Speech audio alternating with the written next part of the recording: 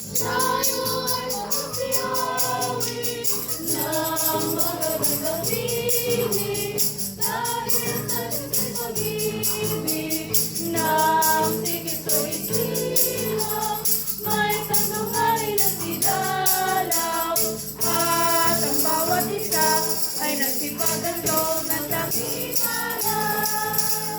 Bagong taon ay magbagong buhay na lumigaya ang ating bayan. Tayo'y musika upang mapagdan natin ang kasaysayan. Tayo ay magsiawit habang ang mundo'y tahimik. Ang araw ay sumapit nasa mula dulot ng langit. Tayo ay mamahalan ating sundin ang itong aral at mabuhat ngayon kahit hindi Pasko ay magsigaya. At mabuhat ngayon kahit